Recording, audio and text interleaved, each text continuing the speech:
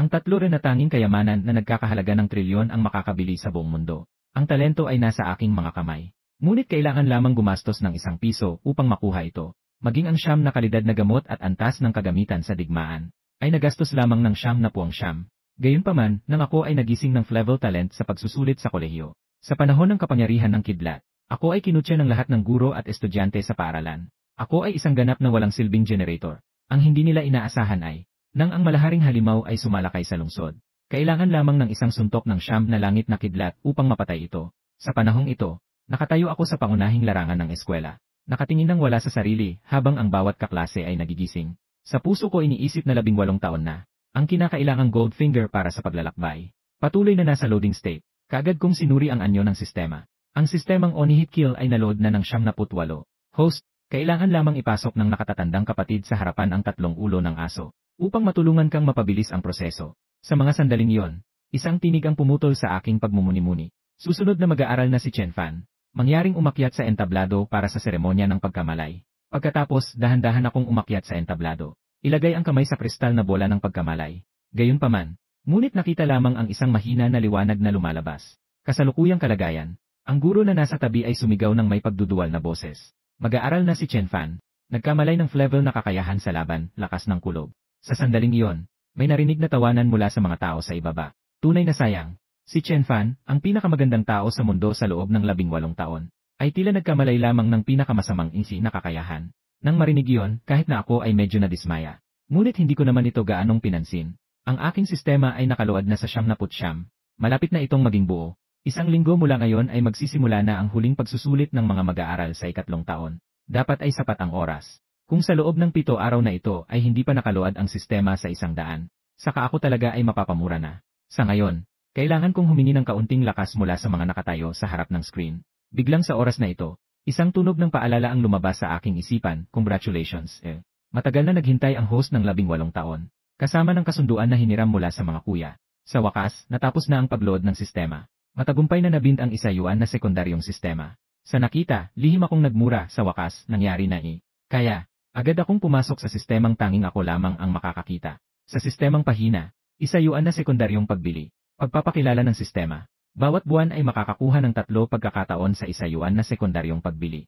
Narito ang mga item para sa buwang ito. La Talent 9 Heaven's Divine Thunder para sa yuan. Ninerank Dan Medicine, Westland Blood Dan para sa yuan. Heavenly Street Weapon, 9 Heaven's Thunder Hammer para sa yuan. Sa isang iglap, lahat ay nagmura. Ito na nga ang yuan na sekundaryong sistema. At bawat buwan ay makakabili gamit ang 3 yuan. Bumili ng 3 uri ng lumabas na produkto. Pinipigilan ang aking ligaya sa loob. Alam kong hindi pa oras para kunin ito. Hintayin ang pagbabalik sa aking tahanan bago kunin. Pagkatapos lumabas mula sa pahina, ang loob ko ay talagang naging baliw na. Matagal na naging miserable, sa wakas ay babangon na. Hindi ko na talaga mapigilan na sumigaw. Ang aking kapalaran ay nasa aking mga kamay, hindi sa kamay ng tadhana. Pagkalipas ng ilang sandali matapos ang ritual ng pag-aaral, agad akong tumakbo papunta sa bahay na inuupahan ko. At sinikap kong bilhin ang 3 uri ng mga dekalidad na produkto. Bibilhin ko na lang at saka na ang usapan. Sa huli, hindi ko pa alam kung totoo o hindi. Habang tinitingnan ko ang sistemang maaaring buksan anumang oras, talagang nawala ang bigat ng aking puso. Buti na lang at hindi ito isang panaginip. Agad akong gumastos ng 3 yuan. Nabili ko na lahat ng produkto. Nang matanggap ko ang unang yaes na antas ng talento, bigla akong nabulabog. Nakatingin sa labas, ang maliwanag na langit ay biglang naging madilim at maulap. Ang nakakatakot na tunog ng kulog ay umabot sa buong paligid. Ang mga tao sa lungsod ay lahat umangat ang mga ulo. Tumingin sila sa maitim na kalangitan. Lahat sila ay nagulat at hindi nakapagsalita. Ang direktor ng Zheng Wuxi ay may kakaibang paningin.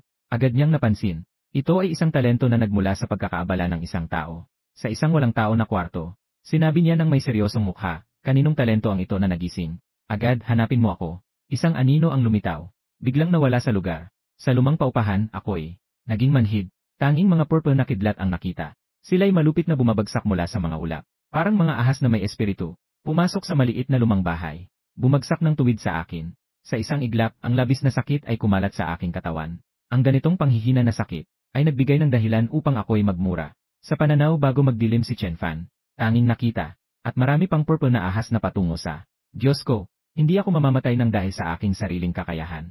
Pagkatapos sabihin, hindi na ako nakakaya. Isinara ang aking mga mata at ako'y natumba kaagad. Hindi ko alam kung gaano katagal akong tinamaan ng purple na kidlat. Dahan-dahan kong binuksan ang aking mga mata mula sa dilim.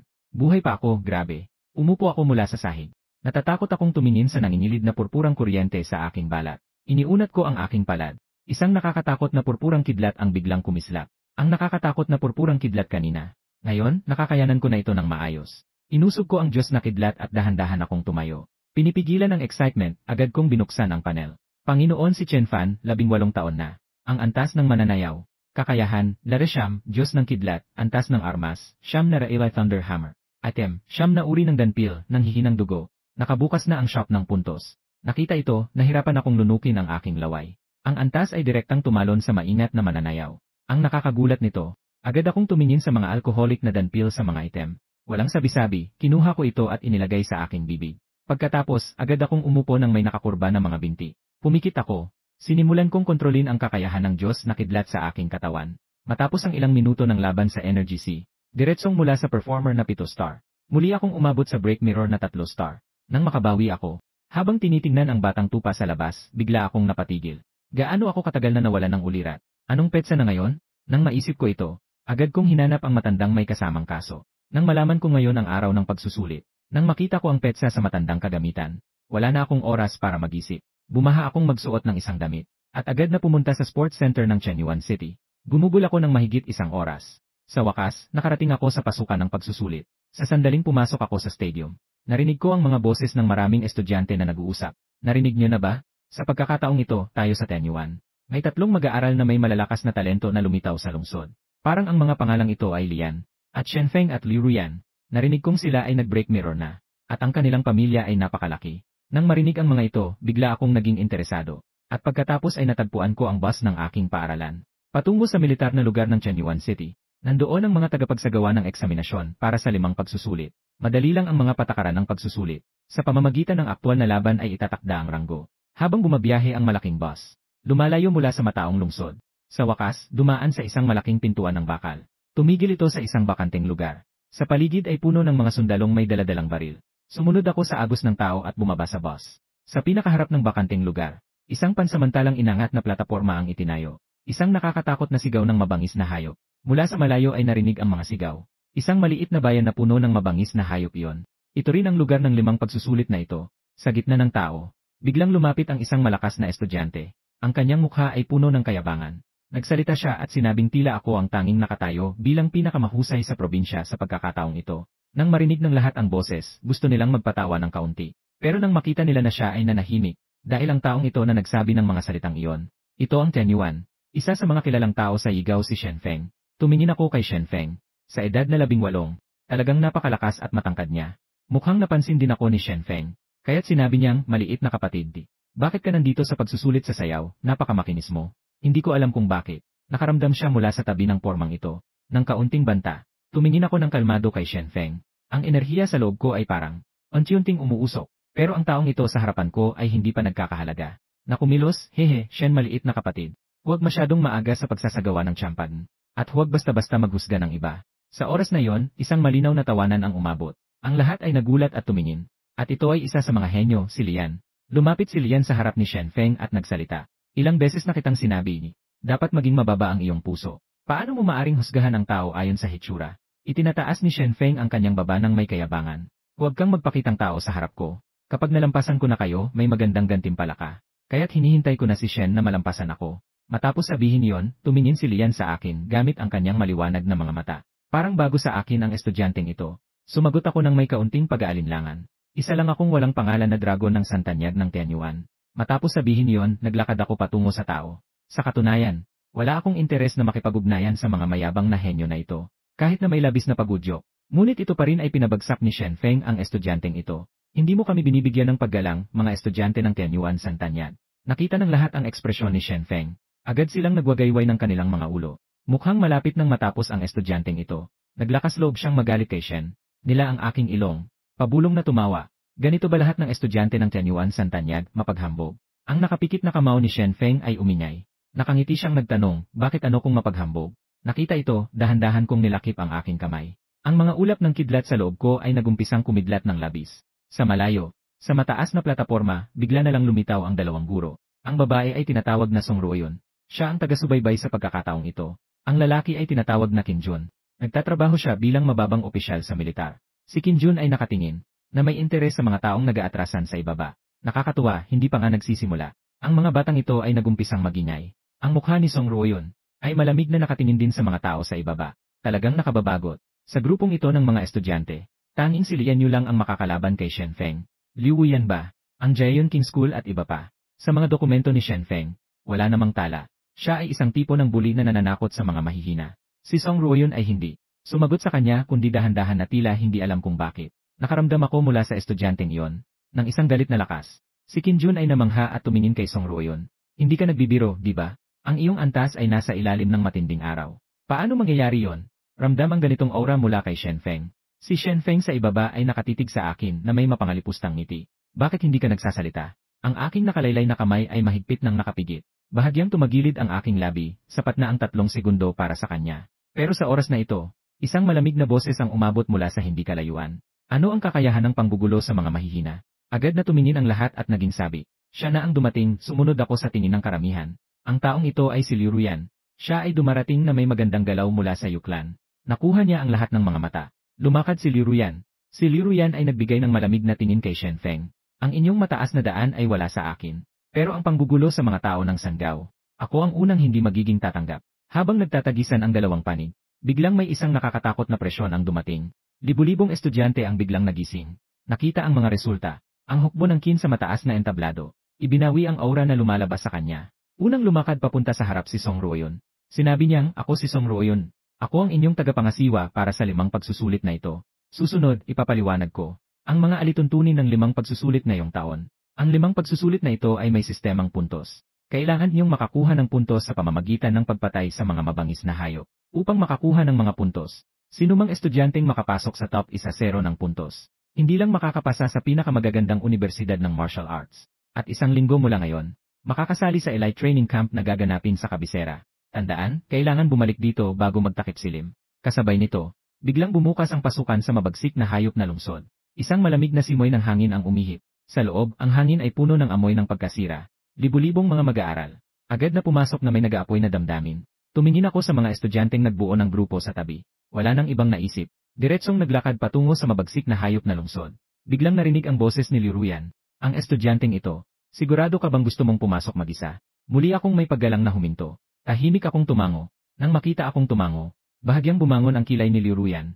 Talaga bang ganito ka bobong tao? Ikaw ay may lakas na tanging para sa isang mananayaw. Kailangan pa bang magkaroon ng pagsusulit sa sayaw? Ipinapayo ko na mas mabuti pang sumuko ka na. Sa narinig, bahagya akong ngumiti at hindi na nag-explain. Walang pag-aalinlangan akong lumiko at umalis. Pinagmamasdan ni Liu Ruyan na nawawala ako sa gitna ng masa. Wala nang sinabi pa. Pagkatapos, sumama siya sa ilang tao at pumasok din. Nang makapasok sa maliit na bayan ng mga mabangis na hayop, pumunta ako sa lugar na hindi matao. Ang mga mata ni Song Ruoyun at Qin Jun na nakaupo sa labas. Patuloy silang nakatutok sa mga imahe sa screen. Kabilang dito si Liu Ruyan. Ang mga imahe ni Lian at Shen Feng ay nasa gitna. Umiti si Song Xiang at tinanong, ano ang tinitingnan mo? Biglang napansin ni Qin Jun sa tabi. Si Song Ruoyun ay palaging nakatingin sa imahe sa gilid. Nang oras na yon, napansin niya na nasa kamay ni Song Ruoyun ay may isang datasheet. Pangalan, Chen Fan. Edad, 18. Talento, level is a thunder power dancer. Ang lakas ng dancer one mind ay may lakas na maaaring lumahok sa dance exam. Biglang tumingin si Qin Jun sa itaas na screen. Nakita lamang ang isang malabo at itim na anino. Kasunod nito ay isang ordinaryong mabangis na hayop mula sa 5 kalye. Agad na nawasak ang ulo nito. Napatay ang mabangis na hayop mula sa 5 kalye at nakakuha ng 50 puntos. Nakatingin sa nahulog na bangkay ng mabangis na hayop sa harapan. Bigla akong nagtanong kung sino ang nagsasalita. Tumingin ako sa kaliwa at kanan at bigla akong nakaintindi. Agad kong binuksan ang panel at nadagdagan ng 50 puntos. Nagsimula na ang puntos na pamilihan. Hindi ko akalain na sa pagkakataong ito ng 5 pagsubok, ay nakakahanap ako ng hindi inaasahang paraan upang madagdagan ang mga puntos. Isang damdamin ng hindi maipaliwanag na kasiyahan. Ang nagbigay sa akin ng dahilan upang hindi mapigilan ang pag-iyak sa kalangitan. Nagsimula na siya sa kalagitnaan ng tawag. Bigla siyang nakakita ng isang matalinong drone sa himpapawid. Natakot siyang makalimutan na ito ay nasa 5 pagsusulit na. Baka, may tao na marahil na nagmamasid sa kanya sa screen ngayon. Pinipigilan ang agos ng damdamin, tumingin siya sa scoreboard. Kakagabi, pinatay niya ang isang mapanganib na mutated na aso. Ang nakitang numero sa itaas ay 50. Ibig sabihin ay pumatay ng isang ordinaryong antas ng 5 baitang na halimaw. Maaari rin makuha ang 50.5 na punto sa pagsusulit. Hindi na siya maghahanda na itago ang kanyang kakayahan ngayon. Ang energy at dugo sa kanyang katawan ay biglang sumabog. Direktang hindi pinansin ang mga halimaw sa paligid. Tumakbo siya papunta sa loob ng maliit na bayan. Matapos ang lahat, Ang mga halimaw sa loob ay mas mataas ang antas. Ano man ang puntos mula sa Golden Fingers o 5 pagsusulit, maaaring tumaas pang higit, kaya't kailangan itong samantalahin. Maghunting ng mas maraming halimaw. Dapat ay makakuha ng malaking halaga ng sistema ng puntos. Sa loob ng tent ng militar, pinunasan ni Kim Jun ang kanyang mga mata. Bigla siyang tumayo, paano ito posible? Yung batang iyon, kanina, sinuntok niya ang isang ordinaryong antas 5 na halimaw at pinasabog ito. Hala, hindi ako nagkakamali, di ba? Sa puntong ito, may isang anino na mabilis na pumapasok sa lungsod. Muling nag-aalangan ang mga sundalo. Papunta ba siya sa gitnang bahagi? Diyan, lahat ay mga ordinaryong antas 8 at 9 na halimaw. Minsan, mayroon ding mga mataas na antas 1 na halimaw. Medyo huminang ang mga mata ni Song Ruoyon. Sino ang nagbigay sa iyo ng lakas ng loob na pumasok sa gitnang rehiyon? Biglang lumitaw ang kanyang plano na may isang epektibong resulta. Ngayon, harap-harap sa grupong ito ng ordinaryong antas 9 na halimaw. Ano ang gagawin mo? Sa pagpasok ko sa gilid ng maliit na bayan, huminto na ako. Nakatingin ang mga mata sa harapan. Dose-dose ng ordinaryong antas 9 na halimaw. Ito ay isang grupo ng mga halimaw na dugo demons na pusa. Mayroong napakatalas na kuko at napakabilis na bilis. Ang mga estudyante ng karaniwang mananayaw na 9 na bituin ay nakatagpo ng ganitong halimaw. Kailangan lamang tumakas. Ang harapin ang ganitong nakakatakot na halimaw na may mabilis na bilis sa gitna ng pagsubok. Ito ang pinakamapanganib. Bigla, ang halimaw na dugo demonyo ay naglalabas ng mga matutulis na armas mula sa tuktok ng puno. Nang matuklasan nito ang banyagang mananakop, agad na tumakbo ito patungo sa akin na may 4 na pangpang. Habang pinapanood ang halimaw na lumilipad papalapit, sa aking mga mata makikita ang kabaliwan. Ang enerhiya sa aking katawan ay masiglang umaagos. Sa pagtapak ng aking talampakan, agad akong lumipad. Ang aking 5 daliri ay mahigpit na nakasara at nagpunch. Kahit na mabilis ang bilis ng dugo demonyong pusa. Ngunit hindi ito kasing bilis ng pirapirasong 3 bituin.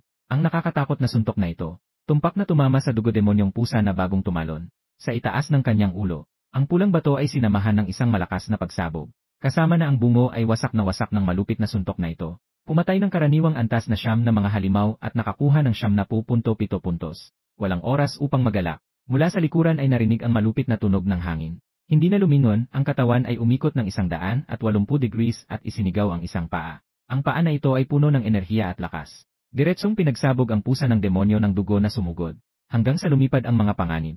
Ang buong katawan ng halimaw ay direktang sumabog sa hangin. Ang iba pang mga pusa ng demonyo ng dugo ay nakakita nito. Naglabas sila ng kakaibang tunog ng sigaw. Pagkatapos ay mabilis na umalis.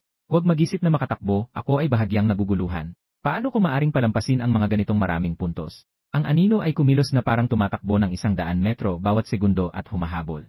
Hindi nagtagal, narinig ang tunog ng pagsabog. Tinanggal ko ang dumi sa aking kamay at tumingin sa panel. Sa sandaling ito, ang mga puntos ay umakyat na sa 570 puntos. Pagkatapos isara ang panel, tumingin ako sa listahan ng mga puntos na walang pagsusulit. Nasa 2 pwesto sa listahan ng mga puntos. Tumingin sa una si Lian at sa pangalawa si Shenkase. Wala akong masyadong gulat. Biglang narinig ko ang sigaw ng halimaw mula sa malayo. Lumabas ang ngiti ng sabik sa aking mukha. Nagtapos na ang warm-up game. Susunod ay ang tunay na oras ng pangangaso. Dumaan na ng 2 oras ng pagpatay. Umabot na ang aking punto sa mahigit 100,000. Sa isang iglap, ako ay naging sentro ng atensyon ng mga estudyante. Biglang may narinig na isang malakas na sigaw mula sa malayo. Tumingin ako sa itaas.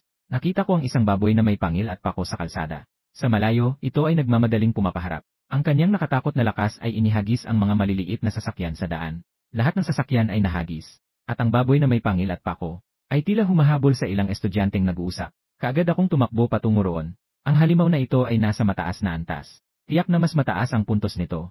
Hindi pwedeng maagaw ng iba. Sa loob ng tent ng militar, nakatuon din si Naksin Jun at Song Eun sa kaganapang ito. Sila'y namangha sa mga ginawa ko. Pagkatapos ng lahat, nais talagang makamit ito. Isang atake lang ang kailangan para patayin ang mga ordinaryong antas 9 na halimaw. Walang kakayahang masira ang salamin na may 2 bituin. Hindi ito kayang makamit. Bumalik ang kamera sa sirasirang kalsada. Isang dalaga ang naipit sa sulok ng mga pangil na bakal. Siya, na may takot ay nagmamadaling hinahanap ang kanyang survival kit sa backpack. Ngunit ang matinding takot sa kanyang puso ay naging dahilan para hindi niya mahanap ang switch. Ang iba pang mga estudyante ay lumapit sa dalaga. Ang mamamatay tao ay natatakot din at hindi makalapit para tumulong. Kitang-kita ang dugong pula sa mga mata ng pangil na bakal. Itinataas ang 2 nakakatakot na pangil. Nagmamadaling bumangga patungo sa dalaga. Naitala ng smart drone sa itaas ang eksenang ito. Ang 5 tao sa loob ng tent ng militar ay nabahala. Nang makita ito, ang dalaga ay desesperadong pumikit at sumigaw ng todo. Sa oras na ito na napakabigat ng sitwasyon, isang malabong anino ang biglang lumitaw. Sa ilalim ng mga nagulat na tingin ng ilan, pinaalis ang halimaw palabas. Pagkalipas ng ilang segundo, ang nakakatakot na baboy na may pangil ay biglang lumabas muli. Naglabas ito ng nakatakot na umbol patungo sa akin. Talaga, Ang depensa ng halimaw sa mataas na antas ay talagang nakakabighani. Bigla akong nagsalita sa mga estudyanteng babae. Hindi ito lugar na para sa inyo. Mabilis na umalis ang ilang mga estudyante. At agad na mabilis na umalis. Ang batang babae na umaalis ay biglang huminto. Lumiko siya at tumingin sa matangkad at magandang likuran. Salamat sa'yo. Bahagya akong tumango bilang tugon at sinabi, mabilis, umalis na tayo sa labas. Matapos umalis ang ilan, tinutok ko ang aking mga mata sa salarin. Sa kanyang madilim na mga mata ay makikita ang matinding pagkasabi. Hayaan mong makita ko ang iyong mataas na antas. Gaano karaming puntos ang halaga ng mabangis na halimaw na ito? Biglang tumayo ang hukbo ng Qin sa loob ng tentang militar. Siguradong nababaliw ang taong ito. Talagang gusto pa niyang ipagpatuloy ang laban. Ito ay isang mataas na antas na pangitaas na pangil na bakal na haligi. Hindi ito karaniwang mabangis na halimaw. Si Song Ruoyun sa tabi ay may interes na nagsalita. Tingnan muna natin. Palagi akong may pakiramdam. Ang maliit na batang ito ay hindi uri ng taong bobo. Sa larawan, mahigpit kong nakapiga ang aking mga kamao. Ngunit ang aking paningin ay pumasok sa pamilihan. Sa wakas, wala akong kahit isang kasanayan ngayon. Habang ang katawan ko ay umiiwas sa papalapit na pangil na bakal. Kasabay nito, seryoso akong nagbrowse sa pamilihan ng puntos. Kahit na ngayon ay hindi ko kayang patayin ang halimaw na ito. Ngunit ang bilis ay hindi kayang pantayan ng hayop na ito. Pagkalipas ng 1 minuto, natagpuan ko ang isang kasanayan na talagang akma. Nakita ko na ang presyo ay 1-0 tao ngunit bobo. Ang presyo ay kabuang 100,000 na puntos. Bigla na nawala ang mahirap na naipong higit sa 100,000 puntos. Nawala ito ng mabilis. Ngunit matapos talagang tingnan ang mga katangian ng kasanayan, nagpa siya akong kunin ito. Sa isang iglap, walang katapusang kaalaman ang pumasok sa aking isipan. Panimula sa mababang antas ng siyensya ng 9 na ulan ng kidlat, pagsasanay hanggang sa unang antas. Maari mong ipasok ang isang kagamitan. Ipasok ito sa katawan ng kalaban upang magdulot ng pagsabog. Kapag umabot sa rurok ng pagsasanay, maaari itong umabot sa 9 na ulan ng kidlat. Pagkatapos pumasok sa katawan ng kalaban, naganap ang 9 na pagsabog ng enerhiya. Nang makita ito, masaya akong isinara ang pahina ng sistema. Dahan-dahang isinara ko ang aking mga mata. Nauunawaan sa aking isipan ang pamamaraan ng pagsasanay para sa kasanayang ito. Ang mga pangil na bakal ay lumitaw. Nang makita niyang hindi ko siya pinapansin, lalo siyang nagalit. Sumigaw siya. Muli siyang nabulabog at tumakbo patungo sa akin. Isang malinaw na tunog ang umabot. Dahan-dahan kong binuksan ang aking mga mata.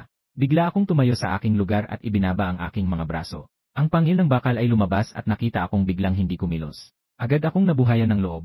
Ngunit ang mabangis na hayop na tumatakbo papalapit. Isang pangispadang liwanag ang kumislap sa aking mga mata. Sa ilalim ng aking mga paa, biglang lumitaw ang biktima. Harapin ang lumalapit sa akin. Ang pangil na bakal ay tumama sa akin at nagbigay ng tunog sa 9 na antas ng hadlang. Sa 3 antas, agad akong bumangga ng aking kamao, na tumama sa ulo ng mabangis na hayop. Ang napakalaking katawan ng mabangis na hayop ay biglang huminto.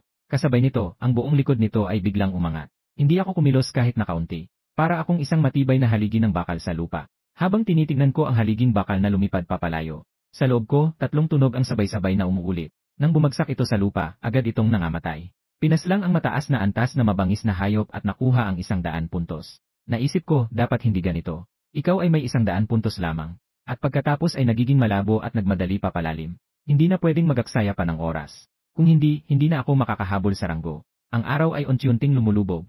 Natitira na lamang ang huling oras bago ang pagsusulit ni Wu. Isang kamao na naglalaman ng pagbabawal ng kidlat. Matapos itong paliparin ang isang mabangis na hayop muli. Ang aking tapang ay nagpalabas ng epekto mula sa alikabok sa aking damit.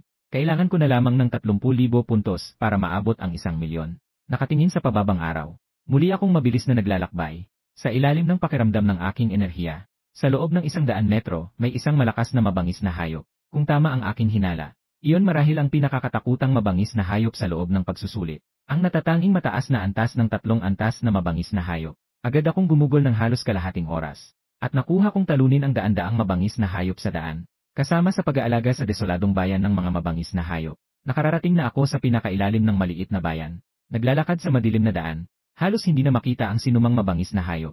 Marahil ay isa lamang ang katotohanan. Iyon ay dahil sa inspirasyon ng nakakatakot na halimaw. Kaya't nagdulot ito na ang ibang mga halimaw ay talagang hindi mangahas na lumapit. Matapos maghanap sa buong paligid, hindi ko pa rin natagpuan ang halimaw na yon. Pero hindi naman ako masyadong nag-aalala. Ang kasalukuyang puntos ko ay nasa unang pwesto na. Yung pangalawang pwesto na si Lian. Kahit na ang puntos niya ay umabot na sa 1-0-0-0. Pero mahirap nang makahabol sa akin. Isang bagay na hindi na posible. Sa loob ng 20 minuto, nais na manghuli ng halimaw.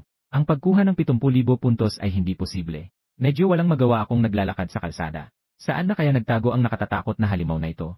Pagkatapos ay inusog ko ang aking puwit at umupo sa isang batong bangko. Binuksan ang panel. Employer, Chen Fan, edad 18, kasanayan.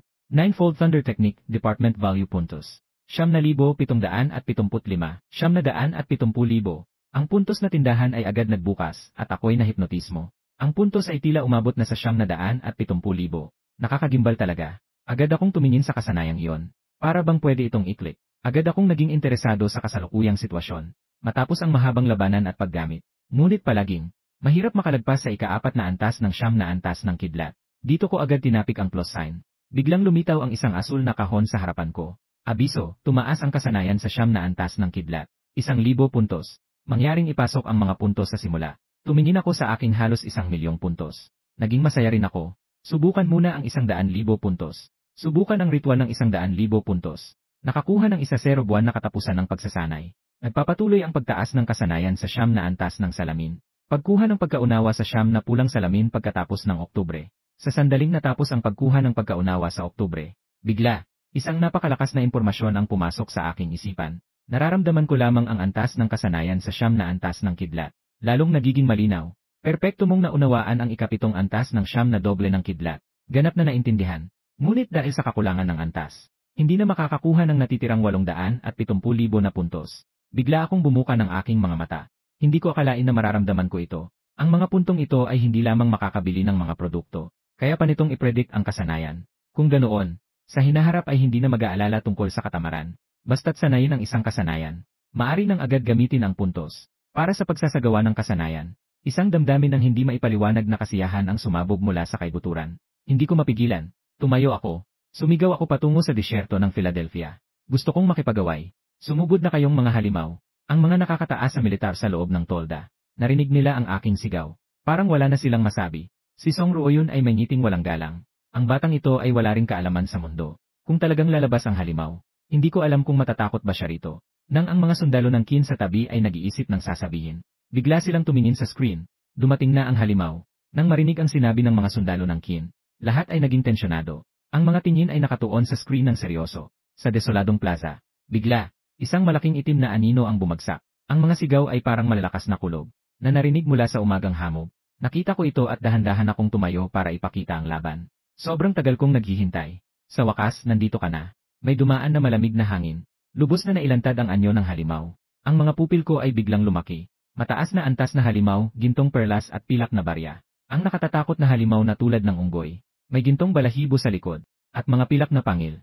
Sa uri ng mga mataas na antas ng halimaw. Nasa listahan din ito. Binarang ko ng mabuti ang tingin ko sa halimaw na ito. Nakakatakot na siyang na langit na kulog. Sumiklab ito sa aking mga ugat at laman. Ang mga mata ng tropa ay nakatitig na nakatuon sa screen. Nababaliw na itong batang ito. Aba, hindi pa rin siya tumatakbo. Ang kalmadong boses ni Song Ruoyun ay narinig mula sa tabi. Huwag magalala. Ang cable ng electromagnetic. Sapat na para pigilan ang atake ng mataas na antas na halimaw.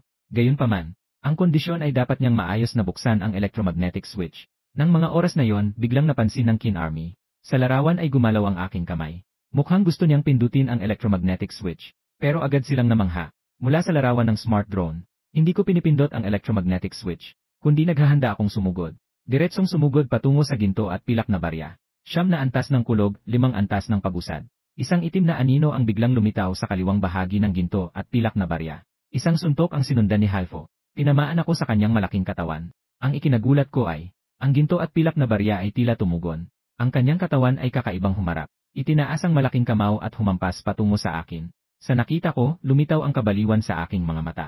Ang hinampas na kamao ay lumipad ng mas mabilis. Tanging isang malaking kamao at isang maliit na kamao ang nakikita. Agad silang nagbanggaan. Isang malakas na hangin ang humampas.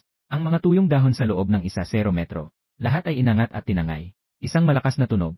Ang lupa sa ilalim ng ginto at pilak na barya ay agaran nawasak. At ang aking mukha ay nagbago. Ang buong katawan ko ay agad na lumipad. Pinunasan ko ang dugo sa aking labi. Ngumingiti, sinabi ko na sobrang saya ng banggaan ng ganitong lakas. Ang ginto at pilak na barya ay humahampas sa kanyang dibdib. Nagbigay siya ng baliw na sigaw. Para bang sinasabi, ako ang tunay na hari dito. Nakita ito, ako'y bahagyang ngumiti. Itinaas ang kamay at mariing hinawakan. Pero pinapalutang ka pa rin. Bigyan mo ako ng sandali. Nakita ang nag-aapoy na gintong barya. Bigla siyang bumitaw ng kanyang braso na may sakit. Boom, boom, boom, agad na umabot sa 5 pagsabog na tunog. Dugoy nagkalat. Nagpakita ang mga puting buto. Tunog ng pagdurusa. Lumabas mula sa malaking bibig ng gintong barya. Ang kanyang mga pulang mata ay nakatitig ng matindi. Gintong barya. Ang kanyang mga binti ay nakabaluktot. Ang lupa sa ilalim ng kanyang mga paa ay agad na umuukit. Ang kanyang malaking katawan ay tumalon ng direkta sa hangin. Matinding bumagsak sa aking direksyon. Sa harap ng nagwawala na gintong barya, hindi ako nagpadala ng basta-basta. Agad na pinagana ang aking lakas at pinabilis ang aking bilis. Kasabay nito, ang malaking katawan ng gintong barya, matinding bumagsak sa lupa. Nagkalat ang alikabok. Isang malalim na butas ang lumitaw. Biglang dumating ang rumaragasang agila mula sa mataas na langit. Ang kayabangan ng halimaw ay nagbigay daan sa akin sa 9 na antas ng salamin ng kidlat. Ang itim na anino ng 7 antas ng salamin ay kumikilos. Ang aking anino ay biglang tumungo sa gintong barya at pilak. Malakas na bumagsak. Kita mo, isang malalim na hukay, na naglalaman ng gintong barya at pilak. Itinaas ang ulo at naglabas ng isang malakas na sigaw patungo sa langit. Ang likas na pangangailangan na mabuhay ay nagbigay daan sa kanya na mabilis na sumuntok. Muling nagbanggaan ang dalawang kamao. Gayunpaman, sa pagkakataong ito, sa ilalim ng aking pagsabog ng kapangyarihan, nakita na ang kamao ng gintong barya at pilak ay direktang nabasag. Agad na sumunod ang aking nakakatakot na kamao. Sa isang iglap, bumagsak sa noo ng halimaw na ito. Matapos pumasok ang kidlat sa kanyang utak, mabilis akong umatras sa itaas ng malalim na hukay. Nahulog sa plaza. Nakatitig sa isla sa loob ng malalim na hukay. Ang halimaw na nagsusumikap na bumangon. Wala akong pagdududa. Biglang hinigpitan ang kamao. Narinig lang ang ilang mahihinang tunog ng alikabok. Naabot mula sa ilalim ng malalim na butas. Na ang aking mukha ay walang kahit anong balisa. Dahil hindi pa naririnig ang tunog na nagbibigay ng babala sa pagpatay ng halimaw. Sa ilalim ng tunog ay may narinig na pagsabog. Ang malaking itim na anino ay muling tumalon. Ang gintong baon at pilak na barya. Sa oras na ito, ang aking isipan ay naging mas malalim. Sa loob nito ay dumadaloy ang maraming dugo. Ang aking buong katawan ay naging matigasan. Ang 9 na langit na Diyos na kidlat sa loob ng aking katawan ay nagsimulang umikot. Hindi ito kayang patayin ka. Agad na sumunod. Ang madilim na mga mata ay naging kulay lilang. Kung gayon, kaya't madalas ay naglalabas ng 9 na pangkat ng kidlat mula sa 9 na langit. Ang aking anyo ay biglang nawala sa lugar. Sa pagkakataong ito, ang bilis at lakas ay umabot sa sukdulan. Kasama ang kamay na may lakas ng 9 na langit na kidlat. Malakas na nahulog sa antigong gintong baon at pilak na barya. Isang tunog. Agad na itinaboy ang gintong baon at pilak na barya palabas. Diretso itong bumangga sa sirang gusali. Nakatumba sa ilalim ng mga guho. Pumatay ng mataas na antas na halimaw at nakakuha ng 300 puntos. Narinig ang tunog mula sa sistema. Doon ko lang tuluyang na-relax ang aking tensyon. Sa wakas ay nalutas na ito. Habang nakatingin sa malayo sa paglubog ng araw, bahagya akong umiti. Agad kong sinuri kung gaano karaming walang jeksam na puntos ang nakuha. Ngunit nang makita ko ang aking mga puntos, nagulat ako. Direktang tumaas. Ang aming bahay ay may 900 at 70,000 puntos sa 5 pagsusulit. Hindi ko inaasahan na ang pagpatay sa halimaw na ito. Talagang nagdagdag ng 1,000,000 puntos. Kahit na pumatay ng isang mataas na antas na pangalawang antas na halimaw, nagdagdag lang ng 200 puntos. Ngunit ang pagpatay sa mataas na antas na pangatlong antas na halimaw, talagang direktang nagdagdag ng 1,000,000 puntos. Di ba't ito ay dahil sa taong nangangalaga sa walang jeksam? Wala talagang nag-isip na may estudyanteng makapagpapatay sa pinakamalalim na halimaw. At ako ay nakapagpatay. Ito rin ay lubos dahil sa pagkasuwag. Sa pag-iisip dito, hindi ko napigilan ang sarili kong tumawa ng malakas. Nagtiis ako ng 18 taon. Sa wakas, dumating na ang aking panahon. Sa mga sandaling iyon, ang drone sa itaas ay biglang naglabas ng malalakas na tunog ng radyo. Natapos na ang oras para sa ikalimang pagsusulit. Lahat ng estudyante ay agad na bumalik sa lugar upang magtipon-tipon. Dahan-dahan kong tinanggal ang alikabok sa aking damit. Pagkatapos, umalis ako. Tumitingin sa malayo sa makulay na kalangitan. Sa tamad na paraan, humiga ako. Sa mga sandaling iyon, bigla kong naramdaman ang matinding lakas ng gamot. Ito ay kumalat sa aking katawan. Naramdaman ko ang enerhiya sa loob ko. Natuklasan kong ito ay 9 na uring damo ng dugo, na naglalabas ng malakas na amoy ng gamot. Hindi nakakapagtaka na pagkatapos ng isang araw ng labanan, hindi ko naramdaman ang pagod at gutom, kaya't siya pala ang dahilan. Tumingin ako sa 9 na uring gamot sa aking katawan. Hindi ko na kailangang mag-alala tungkol sa kakulangan ng enerhiya at dugo. Sa ganitong bilis ng paglipas ng panahon, tinatayang makakayanan ko pa ito ng matagal. Masayang ipinakita ang loob. Gumalaw si Chen Fan ng kaunti. Ang kanyang anino ay agad na naging isang bakas. Isang malakas na hangin ang umuugong sa aking tainga. Hindi nakatiis si Chen Fan at sumigaw ng Ang pakiramdam na ito ay sobrang saya.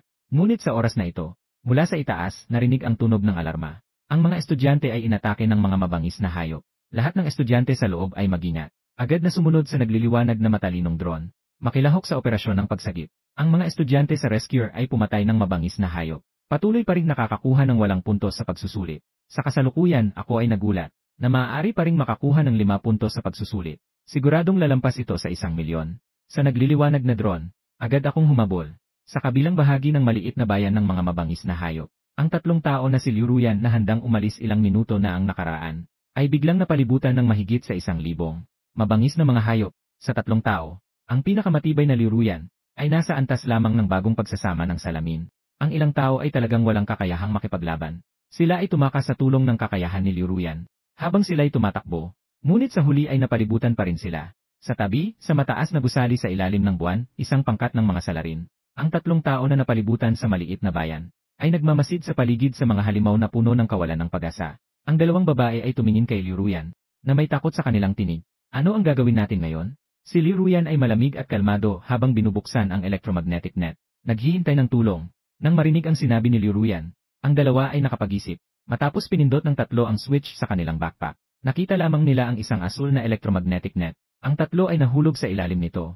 Kahit na ang nakakatakot na electromagnetic net ay naglalabas ng malupit na kuryente. Ngunit ang grupong iyon ng mga halimaw ay walang balak umalis. Ang pinakamalapit na halimaw, biglang bumangga sa electromagnetic net. Agad siyang naitaboy ng kuryente. Ngunit wala ng pagkakataon ang ilan na huminga. Lahat ng mga mabangis na hayop sa paligid ay sumugod na parang nawalan ng bait. Sa harap ng sunod-sunod na pag-atake ng mga mabangis na hayop, ang enerhiya ay mabilis na nawawala. Kung magpapatuloy ito, masisira sila sa loob ng 5 minuto. Isang babae ang biglang tumuro sa hindi kalayuan. Lumabas ang pag-asa sa kanyang mga mata at sinabi, "Tumingin ka. Parang may tao sa kabila." Biglang tumingin ang tatlong tao. Ngunit napagtanto nilang ang mga taong dumarating ay hindi mga tao mula sa militar, kundi ilang mga estudyante. Ang ilang mga tao nakakarating lang upang tumulong ay lumapit. Sa rehiyong ito, agad silang inatake ng daan-daang mabangis na hayop. Hindi sila makakapagbigay ng tulong. Ngunit sa mga sandaling iyon, isang tao na may hawak na baril ang lumitaw. Si Shen Feng.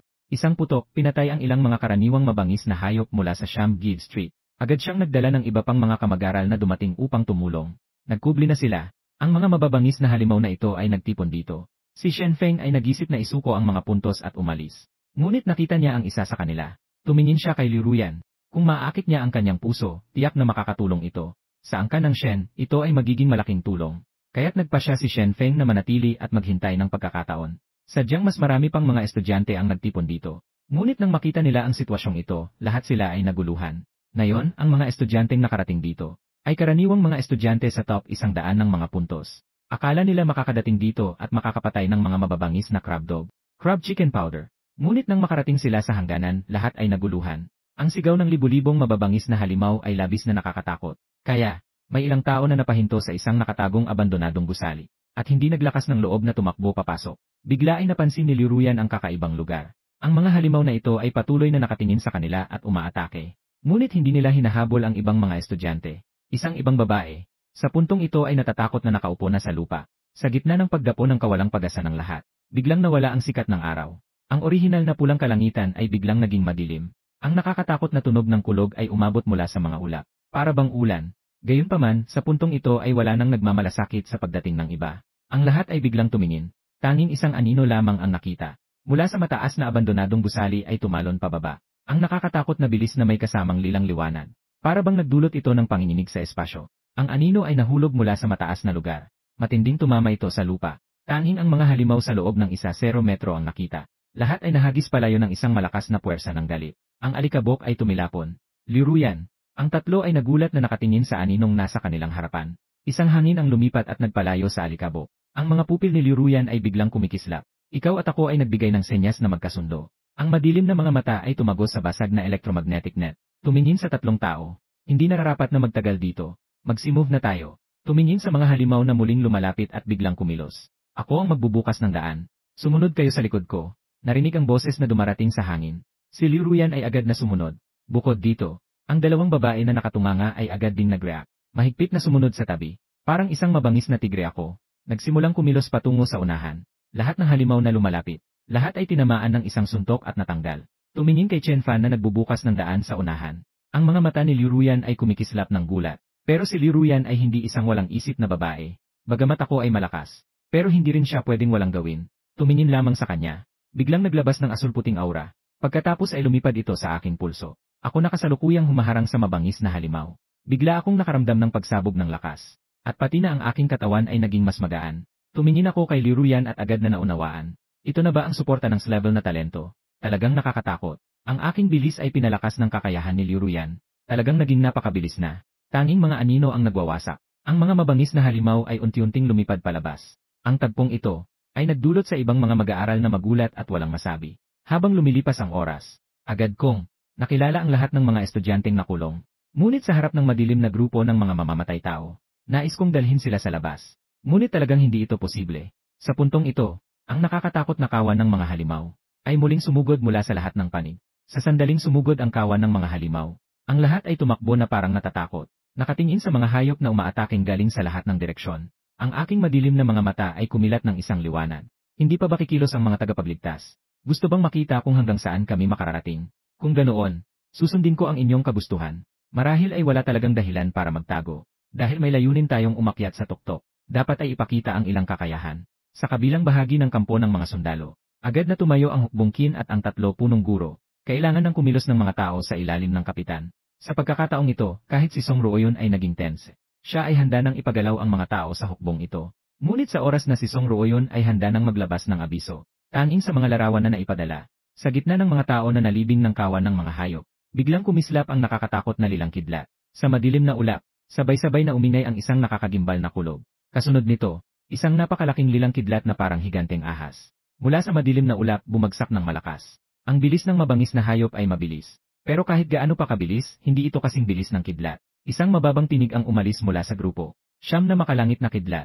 Sa aking gitna, ang lugar sa loob ng 20 metro sa paligid ay biglang nilamon ng lila na kidlat. Kahit anong mabangis na hayop o mga abandonadong gusali, lahat ay nilamon sa karagatan ng lila na kidlat. Ako, na naglalabas ng lila na kidlat na mabangis, dahan-dahan akong lumingon sa lahat. Dahil ito ang unang pagkakataon na ginamit ko ang kapangyarihan ng 9 na makalangit na kidlat. Sana walang mangyaring hindi inaasahan. Kakalingon ko lang. Bigla akong napangiti at napaiyak sa hindi ka panipaniwala.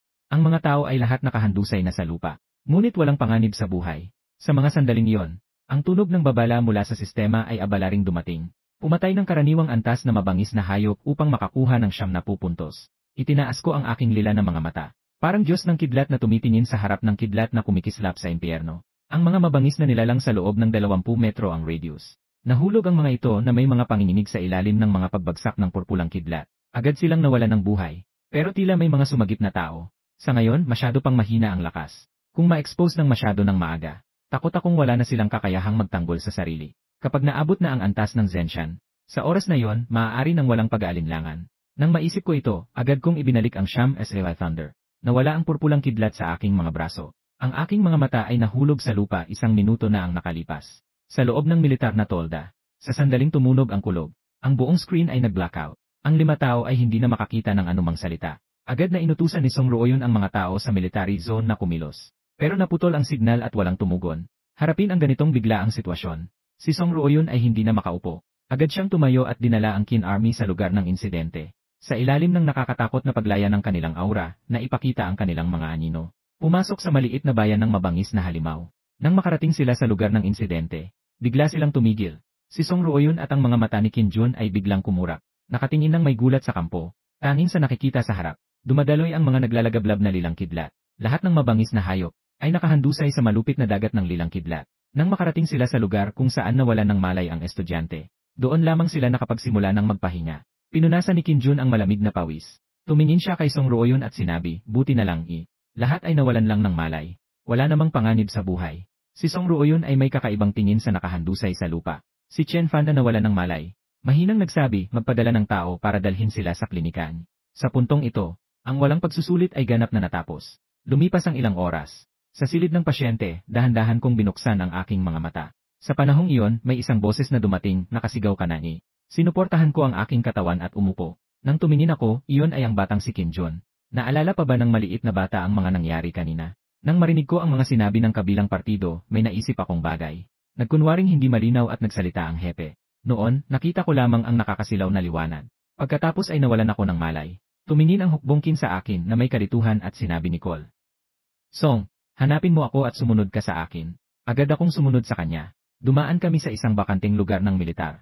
Mula sa malayo, ang kahangahangang pangangatawan ni Song Ruoyun ay nakayakap ang mga kamay sa kanyang dibdib. Nakatayo si Song Ruoyun at nakatingin sa akin. Diretsong nagtanong, sabihin mo, yung kaninang kulog, ikaw ba ang nagdala? Si Wenyan ay nagpakita ng kalituhan sa kanyang mukha. Hindi ba niya nakita ang mga larawan mula sa drone? Kung ganoon, itago natin ito. Matapos lahat, ang level na talento ay talagang nakakagulat. Tumingin sa akin si Song Ruoyun na may kumikislap na mga mata.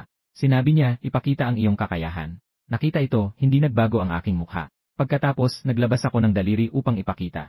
Biglang sumiklab ang lila na arko ng kuryente. Nakatingin si Kim Jun sa kumikislap na lila na kuryente sa aking kamay. Tinanong, ito na ba ang iyong level na talento? Bakit parang hindi ganun sa pakiramdam ko? Alam kong hindi ko maitatago ito ng lubusan kaya't nagsalita ako. Dati itong level. Pero ngayon ay tila mas lumakas ng kaunti. Ilang araw na ang nakalipas ay tinamaan ako ng kidlat. At saka ako'y lumakas. Nang marinig ito, biglang umayos si Song Ruoyun at Kim Jun. Tinamaan ng kidlat at saka lumakas. Biglang naisip ang laban sa Tianyuan City noon. Sinabi mo ba ang malakas na ulan at mga ulap ng kidlat noong mga nakaraang panahon? Gayunpaman, walang pagdududa, sumagot ako. Sa araw na yon, hindi ko alam kung bakit. Biglang naging madilim ang kalangitan. At saka bumagsak ang kidlat na tumama sa akin.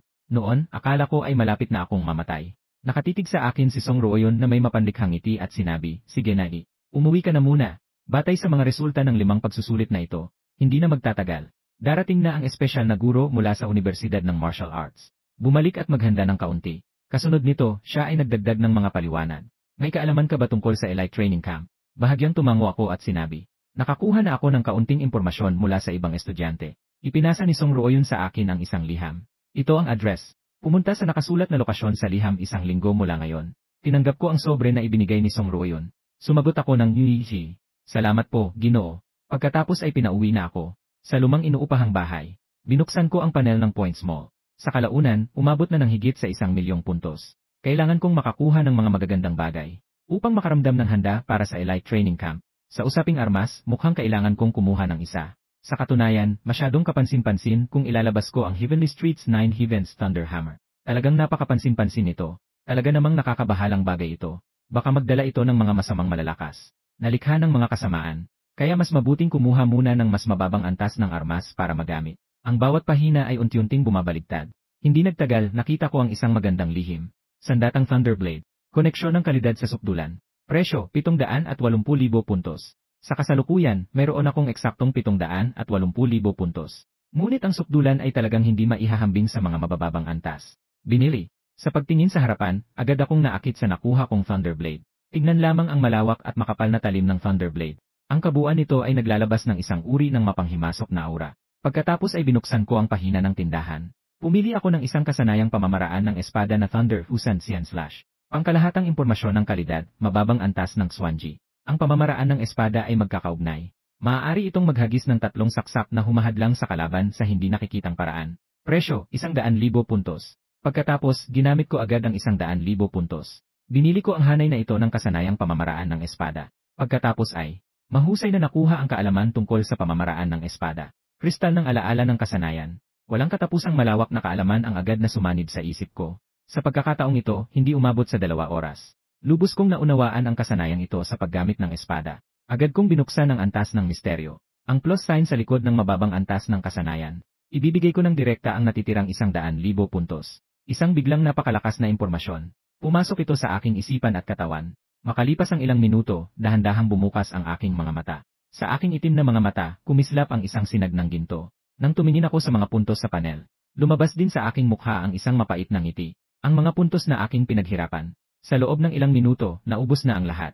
Magsisimula lamang ang Elite Training Camp makalipas ang 1 linggo. Sa oras na yon, biglang tumunog ang telepono ng matanda. Tumingin ako sa maling numero at sinagot ang telepono. Narinig ko sa telepono ang isang pamilyar na boses ng dalaga. Siya ba si Chen Fan? Habang nakikinig ako sa boses, naaalala ko na siya si Liu Ruyan. Kaya't sinagot ko na ako yon. Ikaw ba si Liu Ruyan? At pagkatapos nito, si Liu Ruyan ay bahagyang nagsalita sa kabilang linya. Ako si Liu Ruyan. Yung, may oras ka ba mamaya? Sinabi ng tatay ko na pumunta ka sa bahay namin mamaya. Tatanungin kita kung nais mo bang makipag-ugnayan sa Wenyuan. Bigla akong naguluhan. Ang tatay ni Liu Ruyan, hindi ba siya ang pribadong tao ng 5 leader ng Tianyuan Town? Nagalinlangan ako saglit pero hindi ko naman tinanggihan. Sa kabila ng lahat, wala namang masamang tao tulad ni Jian Jian. Baka makakuha pa ako ng ilang kaalaman. Kaya't sumagot ako na walang problema. Matapos i-hang up ang telepono, agad kong nakita na nagpadala na ng mensahe si Liu Ruyan. Kailangan lumipat sa Tianyuan No Isa Courtyard ng alas 7 ng gabi. Ang Tianyuan No Isa Courtyard ay ang pinakasikat na subdivision. Narinig ko na ang lakas ni Liu Lang Tao ay umabot na sa antas ng Jiang. Siya ang pinakamakapangyarihang tao sa Tianyuan City. Pati sa buong bansa may ranggo siya. Ipinapasok ko ang aking lumang telepono upang makipag-usap. Tumingin sa labas, maliwanag ang araw at patuloy ang oras. Gusto kong makita. Ngayon, anong antas na ang aking lakas? Kaya't dumaan ako sa dojo. Gumawa ako ng test sa laban. Pagkatapos, pumunta ako sa branch ng Wuxi. Nakakuha ako ng lisensya bilang mangangaso. Ito rin ay para maging madali sa paglabas sa bayan para mag-level up. Malapit na sa alas 7 ng gabi. Nakaroon ako sa Tenyuan no Isabela area. Pagkatapos, sa pamumuno ni Liruyan, magkasama silang pumasok sa nakabibighaning pintuan. Tiningnan ni Liruyan ang binatang puno ng alindog sa tabi. Naalala ang matikas na likod na tumayo sa kanyang harapan. Sa likod ng tahimik at magandang mukha, ang puso niya ay parang isang batang usa na tumatakbo. Chen, napakaaga mo. Nang marinig ang boses ng kanyang pamilya sa tabi, ngumiti ako at tumango bilang pagpapahalaga. Pero hindi ko alam kung bakit ako hinahanap ng iyong ama. Dahan-dahan, inangat ni Liruyan ang kanyang buhok sa tainga. Wala namang masyadong bagay. Ang ama ay nagsabi na gusto lang niyang makita ka. Sa wakas, mahalaga sa aking ama ang tungkol sa pagsab mo sa akin. Bahagya akong tumango at hindi na nagtanong pa. Sinundan ko si Liruyan habang naglalakad. Pagkapasok ni Liruyan sa bahay, medyo kinakabahan, si Wenking ay ngumiti. Nasa kusina pa ang aking ama, nagluluto. Sige, ikaw na ang mauna. Nang hilahin ako ni Liruyan sa tabi ng mesa, tumakbo siya papasok sa kusina. Sa hindi nagtagal, lumabas si Liruyan na may dalang huling ulam. Sa mga sandaling iyon, nakita ko ang isang lalaking gitnang edad na lumalabas mula sa kusina. Ang Direktor Liu ay mukhang kalmado sa labas. Ngunit ang kanyang enerhiya sa loob ay nagumapaw tulad ng makapangyarihang dagat. Kaya't nagsalita ako ng may paggalang, kamusta? Tumingin si Uncle Liu sa gwapong binata na hindi nagbago ang mukha. Lumapit si Liu lang tao. Pinaikutan niya ang kanyang balikat, umupo ka na, bata. Umupo si Liu lang tao sa pangunahing upuan. Umupo rin kami ni Liruyan. Uncle Liu, ano ang maitutulong ko sa iyo ngayon? Kinuha ni Liu lang tao ang mga chopstick at pinutol ang aking sinasabi. Pagkatapos, tahimik na kumain si King Xiao. Pag-usapan natin ang mga bagay na ito mamaya. Kumain muna tayo. Bahagyang umayos ako. Pagkatapos, tumango ako at sinimulang kumain ng maayos. Pagkatapos ng hapunan, Teno, dinala ni Liu lang tao ako sa likurang bakuran. Pagkatapos ng ilang simpleng salita ng pasasalamat, binigyan niya ako ng isang EA na may lightning attribute, isang mababang antas na skill scroll, at mayroon pang 30 milyon na card at isang space ring. At pinaasikaso niya ako sa elite training camp para protektahan ang kanyang anak na babae. Matapos ang kalahating oras ng pag-uusap, pinayagan ni Director Liu si Liu Ruoyan na ihatid ako palabas. Nahiyang nagtanong si Liu Ruoyan, Chen Seong, ang elite training camp sa isang linggo. Dapat ay pupunta ka rin, di ba? Tumango ako at sumagot, pupunta ako. Sa wakas, ito ay training camp na gaganapin sa kapital ng probinsya. Narinig kong pagkatapos magtapos dito, lalaki ang iyong lakas. Kaya't hindi ko susukuan ang pagkakataong ito. Tumingin si Liu Ruoyan sa akin at bahagyang tumango, sinabing mabuti. Pagkatapos ng isang linggo ay itinatag ang elite training camp. Magingat ka rin sa pagbabalik. Tumingin sa liwanag sa mata ng pamilya. Tumalon ang puso ko. Pagkatapos ay hinaplos ko ang ilong at sinabi, hindi na maaga. Bumisita ka na rin sa lalong madaling panahon. Nang mahulog ang bulaklak, humarap ako at umalis. Tumingin kay Chen Fan na pumasok sa dilim ng gabi.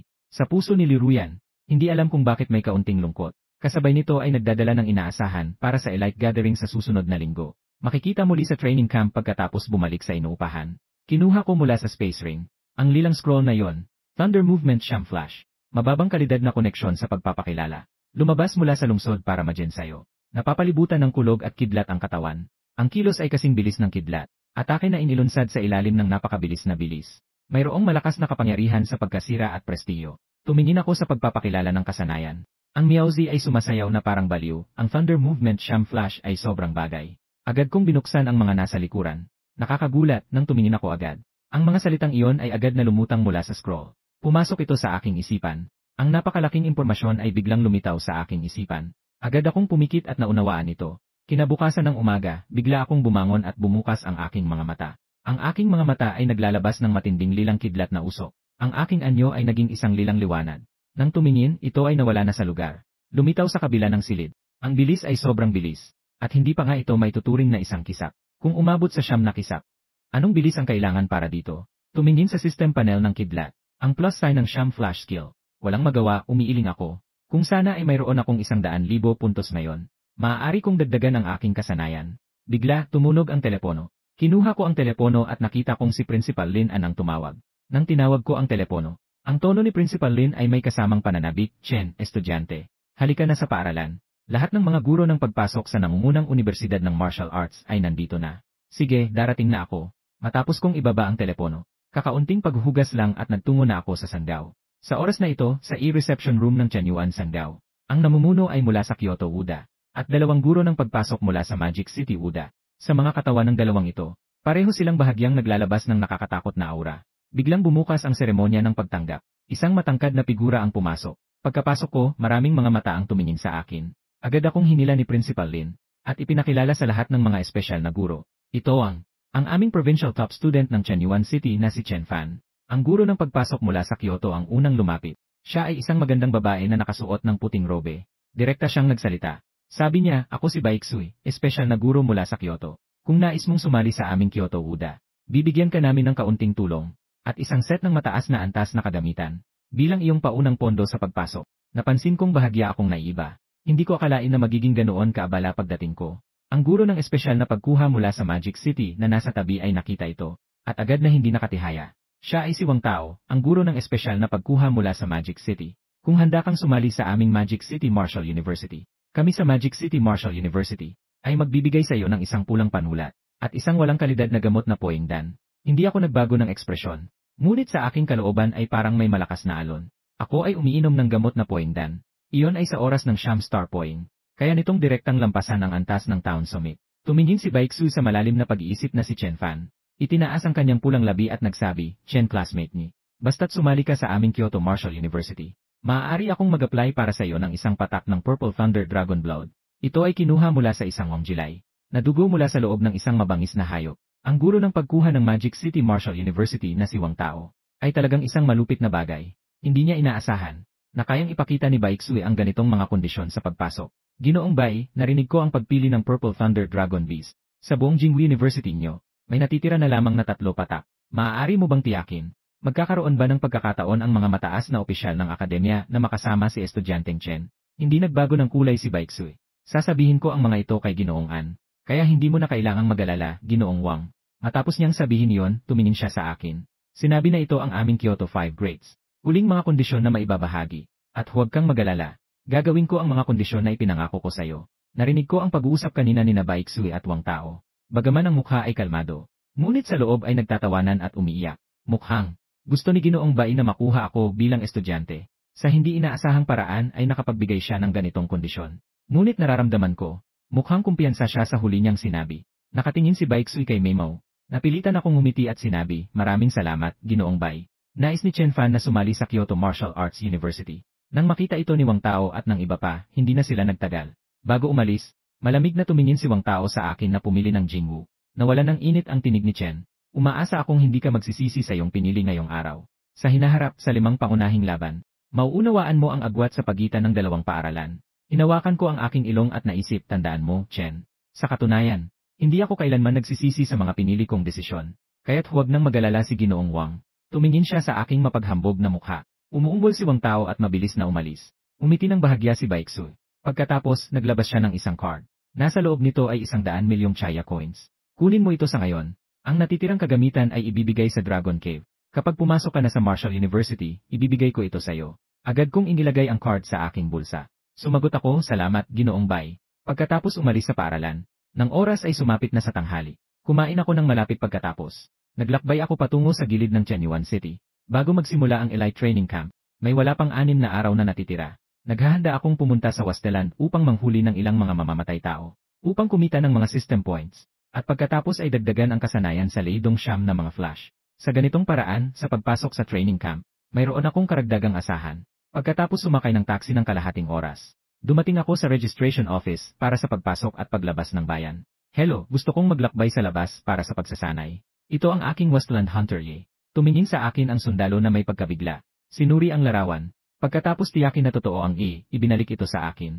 Sabay na nagbigay babala sa akin na maging maingat sa paglabas. Maraming mapanganib na mamamatay tao sa Wasteland. Sa harap ng magiliw na sundalo, sumagot ako ng may ngiti na magiging maingat ako. Salamat. Agad na bumukas ang 1 metrong makapal na bakal na pinto. Isang malamig na hangin ang sumalubong sa akin. Mula sa siwang ng pinto, sa labas ng lungsod, ang gulo ng mga abandonadong lugar ay napuno ng puting ulap. Malamig na hangin ay humahampas. Ang mga puno na dating 10 metro ang taas, ngayon nag-evolve na sa taas na 100 metro. Ang mundo sa labas ng lungsod ay parang isang primitibong gubat. Ang panganib at lamig ay kumakalat sa paligid. Si Chen Fan ay tumingin sa likod sa dahan-dahang nagsasara na pintuan ng lungsod. Malalim na humigop ng hangin. At pagkatapos ay kinuha ang Thunderblade at inihanda ito sa likod. Nagsasanay ng kanyang ki at tibay. Sa katunayan, ang talim na ito ay may bigat na libu-libong libra, na nakasandal sa kanyang likod. Palaging nakakapagpataas ng tibay ng katawan. Kinuha ni Chen Fan ang mapa mula sa espasyo ng Sing Sing. At tumingin, sa higit sa 10,000 metro, may ilang malinaw na pulang guhit at bilog. Doon ay dapat na mahigpit na kurba. Huwag magmadaling lumapit. Mukhang kailangan lang na huwag maglagay ng marka sa pulang bilog. At sa mga lugar na masyadong malayo ay sapat na. Matapos magsara ni Chen Fan ang mapa, Nagsimula siyang mabilis na kumilos sa gulo ng mga abandonadong lugar. Sa mga nakaraang araw, wala na siyang balak na bumalik sa lungsod. Nakatakdang manatili sa disyerto, manghuli ng mga mabangis na halimaw, kumuha ng mga puntos ng bonus. Si Chen Fan ay sumunod sa mga tagubilin sa mapa. Dumating sa isang lugar kung saan madalas lumabas ang mga mabangis na halimaw. Sa sandaling iyon, isang itim na halimaw ay biglang tumalon. Umangat ang sulok ng labya ni Chen Fan. Ang kanang kamay ay mahigpit na humahawak sa pangibaba ng Thunderblade. Biglang kumikislap ang malamig na liwanag. Ang itim na anino sa hangin ay kaagad na nahati sa dalawa. Nahulog sa lupa. Sumunod na lumitaw ang isang pulang marka sa tuyo at tigang na lupa. Ito ay isang 3 metrong mahirap hulihin na ahas na halimaw. Pumatay ng isang 7 level na halimaw para makakuha ng 70 puntos. Kasabay ng tunog ng mga abiso. Ang mga mata ni Chen Fan ay nagniningning. Muli siyang nagsimulang maglakbay. Ang tanging layunin ngayon ay ang maghanap ng mga halimaw. Manghuli ng mga mabangis na halimaw. Sa lalong madaling panahon, si Chen Fan ay naging mas malakas. Huminto siya sa isang sanga ng punong may taas na 100 metro. Nakatingin sa grupo ng mga mabangis na hayop sa ibaba. Nagpakita siya ng kasiyahan sa kanyang mukha. Ito ay isang pangkat ng mga karaniwang mabangis. Ang nakakatakot na hayop na ito ay tinatawag na fire poison pig. Isang mabangis na may nakakatakot na lason. Dumadagundong sa mundong ito na walang tao. Hindi na kailangang magtago pa si Chen Fan. Ang buong katawan ay naglalabas ng nakakatakot na purpleng kidlat. Biglang sumipa ang kanyang talampakan. Ang buong katawan ay tuluyang tumilapon. Ang Thunderblade na nasa kanyang likod ay hawak na sa kanyang kamay. Pabilis ng pabilis ang kanyang pagbaba. Ha! Ang grupo ng Fire Poison Pigs na 1 metro ang taas ay wala pang reaksyon. Bigla ang namatay ang 7 o 8 sa kanila. Pumatay ng ordinaryong siyam gear level na mabangis at nakakuha ng 70 puntos. Nakakuha ng 70 puntos. Ang natitirang mahigit 20 Fire Poison Pigs na nakita ito, agad na ibinuka ang kanilang mga bibig sa direksyon ni Chen Fan. Nagsaliva ng madilim na pulang nakakatakot na lason. Hindi umiwas si Chen Fan. Gusto niyang makita kung kaya bang pigilin ng 7 na araw na kidlat ang mga toxin na ito. Nakita lamang ang madilim na pulang likido. Agad na binalot ito si Chen Fan. Ngunit ang likido, sa oras na humawak ito sa labas ng katawan ni 7 na araw na kidlat, agad itong naging itim na usok. Sa isang simoy ng hangin kumalat ito. Maganda ang pagpalo ni Chen Fan. Ang ganitong uri ng toxin, kapag lumapit sa 7 na araw na kidlat, agad itong naglaho. Hey, hindi na ako magpapakumbaba, nakangiti si Chen Fan. Agad siyang nagtaas ng kutsilyo. Pumasok siya upang patayin. Ang mga apoy na nakakalason na baboy ay malalaki. Pinaigting din ito ang kanilang mga lihim na armas. Agad na kumilos ang mga binti ng baboy. Patakbo silang kumagat kay Chen Fan. Pinagmamasdan ni Chen Fan ang mga apoy na nakakalason na baboy na umaatake mula sa lahat ng direksyon. Bahagyang umiti siya. Ang kidlat ay kumikislap. Ang figura ni Chen Fan biglang naglaho sa paligid ng mga apoy na nakakalason na baboy. Ang mga pag-atake ng mga mabangis na halimaw ay direktang tumama sa kanyang kasama. Sila'y galit na umiikot ang kanilang mga katawan. Naghahanap ng biktima. Hey, narito ako. Isang nakatutuwang boses ang biglang narinig mula sa itaas. May daladalang nakakatakot na tunog ng hangin ang kasamahan. Ha, ang hampas na ito. Agad na nagwasak sa ilang katawan ng mga apoy na baboy. Mga berdeng dahon ay nagkalat. Si Chen Fan ay nagtagumpay sa isang hampas. Ang kanyang anino ay muling kumidlat at nawala sa lugar. Pumatay ng ordinaryong antas na 7 na mabangis na halimaw. Nakakuha ng 70 puntos. Pumatay ng ordinaryong antas na 7 na mabangis na halimaw at nakakuha ng 70 puntos. Patuloy na dumarating ang mga paalala sa tainga ni Chen Fan. Ito rin ay nagbigay sa kanya ng higit na sigla habang siya ay lumalaban. Ha, matapos patayin ang huling apoy na baboy, si Chen Fan ay tumingin sa panel. Nasa halos 3,000 na puntos na siya. Pinaamo ang ligaya sa kanyang puso. Kinuha ni Chen Fan ang mapa at tumingin ng isang sulyap. Sa mga lugar na mas malayo sa sentro ng lungsod, para bang mas mataas ang antas ng mga mabangis na hayop. Kung ganoon, magpatuloy tayo sa pagpasok. Sa wakas, ang mga mabangis na hayop sa mataas na antas ng 3 mundo ay mas tuwid na nahahati. Matapos ang 3 oras, ang araw sa langit ay naging kulay pula. Biglang huminto si Chen Fan sa isang makapal na sanga ng puno. Ngunit sa oras na iyon, biglang naharangan ang sikat ng araw sa itaas. Nakita lamang ang isang napakalaki at mahahabang anino. Mula sa tabi ng malaking puno, tumalon ito patungo sa kanya. Hindi nagbago ang mukha ni Chen Fan. Agad niyang hinugot ang kanyang Thunderblade mula sa likod. Bigla siyang lumiko. Ang talim na ito ay talagang tumama sa katawan ng mabangis na hayop. Nakakagulat kay Chen Fan. Ang nakakatakot na talim na ito ay hindi naghiwa sa kanyang katawan. Ang itim na anino ay bumagsak mula sa hangin na parang bala. Bumagsak ito sa lupa. Tumingin si Chen Fan. Napagtanto niyang ito ay isang napakalaking puting ahas. Ang hindi kapanipaniwala ay ang pagkakasunod-sunod ng puting espiritual na ahas na nagmula kay Chen Fan. Sinabi na ang ganitong uri ng mabangis na hayop ay nagiging ganap na mature pagkatapos ng isang panahon. Maaari itong umabot sa antas ng hari. Ito ay hindi katulad ng karaniwan. Gayunpaman, ang puting espiritual na ahas na ito sa harapan, tila nananatili pa ito sa yugto ng pagunlad. Ang kasalukuyang lakas nito ay dapat nasa mataas na antas ng ika-4 na baitang. Kung hindi dahil sa paggamit ni Chen Fan ng 7 na araw ng makalangit na kidlat. na pinigilan ang mga nakakapinsalang arma sa kanyang katawan. Takot ako na siya ay may iwan sa ere. Huwag nang pag-usapan ang paglipad sa kanya. Ang mabangis na hayop ay talagang natatakot sa kidlat. Ang mga katangian ng isda at apoy. Kaya't hindi tutaka si Chen Fan. Ngunit sa oras na ito, si Chen Fan ay naguguluhan. Ang puting espiritual na ahas ay tumakbo palayo. Kasabay nito, napagtanto niya na ang puting espiritual na ahas ay tila nasugatan. Habang si Chen Fan ay nais na habulin ito, bigla siyang nakarinig ng ingay mula sa likuran. Isang grupo ng mga tao ang kumikilos. Agad siyang nagpakitang gilas ng siyam na kidlat na galaw. Nagtago sa likod ng isang malaking puno. Sunod na narinig ang malamig na tinig na humahabol. Sa araw na ito, kinakailangan talagang subaybayan ang puting espiritual na ahas. Agad na sumisiksik sa anino, at tumalon mula sa itaas na sanga ng puno, sa direksyon ng pagtakas ng puting espiritual na ahas. Hinahaplos ni Chen Fan ang kanyang baba. Bakit kailangan ng mga taong ito na habulin ang halimaw na ito? Kahit mahuli nila ito, hindi nila ito maamo. Maliban na lamang kung ito ay isang batang ahas na kakalabas pa lamang mula sa itlog. Puting espiritual na ahas. Para ito ay maamo. Lanan, gusto bang sundan ang grupong ito ang puting espiritual na ahas? Upang matagpuan ang kanyang pugad. Kung ganoon nga, sa oras na yon, maaaring makatagpo ng isang itlog ng puting espiritual na ahas. Itlog ng halimaw na maaaring lumaki hanggang sa antas ng hari. Medyo nagiging sabik si Chen Fan. Ngunit sa grupong iyon kanina, may ilang tao na napakalakas ng kanilang lakas. Sa pinakamababa, mayroon silang antas ng Zenshan. Mas mabuti nang hindi na makialam. Pagkatapos umalis ng ilang tao, si Chen Fan ay mabilis na lumipad patungo sa ibang direksyon. Ang kanyang misyon ay pumatay ng mabangis na halimaw, para kumita ng mga puntos. Pero sa oras na ito, biglang nakaramdam si Chen Fan ng panganib ng kamatayan. Mabilis na umarangkada ang Lei Dongxiam. Lumitaw ang isang anino sa 10 metrong distansya. Boom, kasabay nito, isang nakababahalang atake ang bumagsak sa lugar kanina. Bakit mo ako papatayin? Nakatayo si Chen Fan sa kanyang pwesto. Matamang nakatitig sa tao sa itaas. Nakita lamang ang isang tao sa sanga. Siya ay isang taong nasa katanghaliang gulang. Ang taong nasa katanghaliang gulang ay nagmamasid kay Chen Fan mula sa itaas. Saka siya umiti ng malamig at sinabi, gusto kang patayin ng aking ginoo. Kaya't papatayin ka na. Ngumiti si Chen Fan at nagtanong, ano ba ang iyong ginoo? Mas malupit pa kaysa sa isang masamang pusa. Kahit na hindi kayang talunin ni Chen Fan ang taong ito ngayon. Pero ang pagkamuhi na ito ay kanyang naitala. Tigas ng ulo. Biglang nagkaroon ang taong nasa gitnang edad ng isang matalim na mahabang kutsilyo sa kamay.